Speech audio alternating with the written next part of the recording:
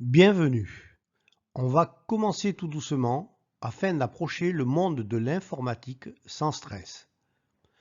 Comme tout bon ouvrier, il est important de bien connaître son outil de travail. Nous allons donc voir dans ce chapitre les éléments principaux qui composent un ordinateur et comment les interconnecter. Inventé par l'être humain, l'ordinateur a été conçu à son image. Il l'a tout d'abord doté d'un cerveau. C'est l'unité de traitement. Ensuite, il lui a associé une mémoire, en fait deux même, une mémoire de stockage et une mémoire qu'on appelle chez l'être humain la mémoire reptilienne. Ensuite, il l'a doté de sens. Ce sont les unités d'entrée et de sortie de l'ordinateur. Et puis, il lui a mis un système nerveux, une moelle épinière, disons. C'est ce que l'on appelle le bus de communication. Donc, l'ordinateur va fonctionner exactement comme l'être humain, avec sa culture et son éducation, et avec ses savoirs. Alors, la culture et l'éducation, ça sera le système d'exploitation de l'ordinateur, nous verrons plus tard, Windows par exemple, mais également les paramétrages que l'on peut faire sur cet ordinateur, selon ce que l'on doit faire avec. Et ces savoirs, ce sont les programmes que l'on lui installe pour pouvoir travailler et effectuer les opérations que l'on souhaite. Petite précision sur les mémoires. La mémoire de stockage, c'est un outil qui va conserver ad vitam aeternam les informations que l'on va inculquer à l'ordinateur et dont on aura besoin par la suite pour de nouveaux traitements. Par contre, la mémoire reptilienne, ce que j'ai appelé moi la mémoire reptilienne de l'humain, c'est en fait la mémoire centrale de l'ordinateur.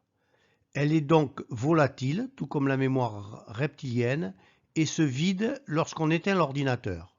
Mais ça, on le verra plus tard.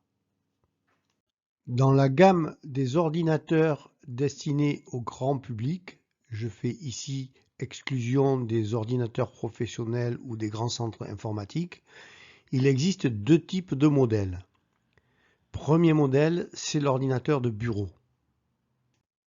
De base, un ordinateur de bureau, c'est tout d'abord l'unité centrale qui va contenir ce que l'on a vu précédemment, à savoir l'unité de traitement, les mémoires, la mémoire centrale et la mémoire de stockage, généralement un disque dur, et le bus de communication. Ensuite, nous avons l'écran qui est lui l'unité de sortie. Et puis nous avons le clavier et la souris qui eux sont des unités d'entrée. Voilà, cet ensemble de composants est la configuration minimale pour qu'un ordinateur puisse être opérationnel. Le deuxième type d'ordinateur est l'ordinateur portable.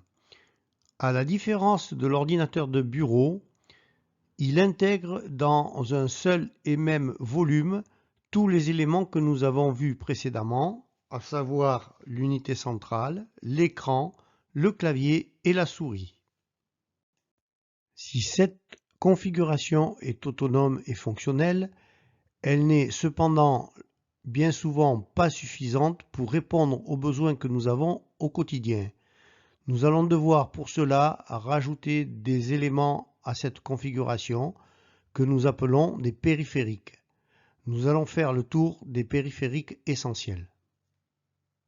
Tout d'abord, l'imprimante, qui est un périphérique de sortie. Effectivement, on s'en sert pour éditer des documents après avoir fait un traitement. Les imprimantes d'aujourd'hui sont hybrides puisqu'elles sont dotées d'un scanner qui lui va être un périphérique d'entrée puisqu'on va pouvoir photocopier des documents pour les transmettre vers l'ordinateur de façon automatique. Ensuite, nous avons les enceintes. C'est un périphérique de sortie qui nous permet de sonoriser l'ordinateur. Puis vient la webcam.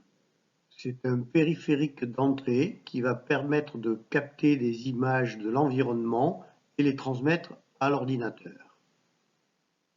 Le routeur. C'est un système qui va permettre de se relier à Internet via une sortie filaire qui reliera l'ordinateur au réseau Internet directement, soit par un système d'ondes qui permet de transmettre les informations à un boîtier qui lui est relié au système Internet. La clé USB est un système de stockage externe qui permet de stocker de l'information. Alors ça peut être également un disque dur de beaucoup plus grande capacité que les clés USB.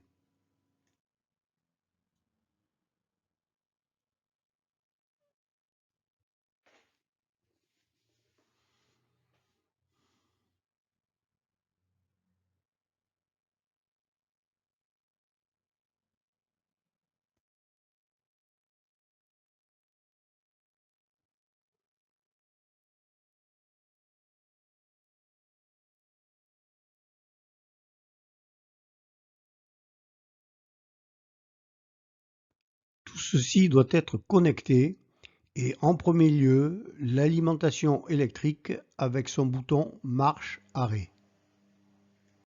Ensuite, vous avez la connectique écran.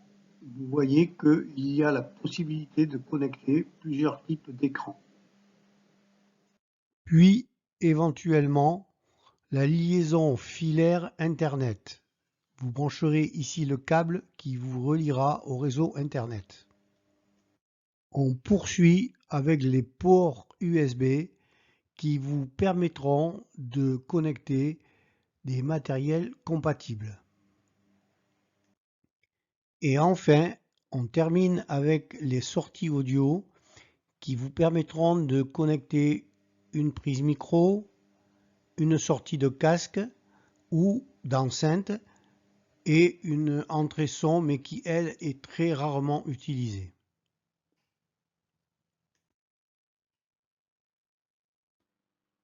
Sur les modèles plus récents, un certain nombre de branchements sont maintenant situés à l'avant de l'ordinateur, notamment le bouton marche-arrêt, la prise de casque, la prise de micro, ainsi que les ports USB.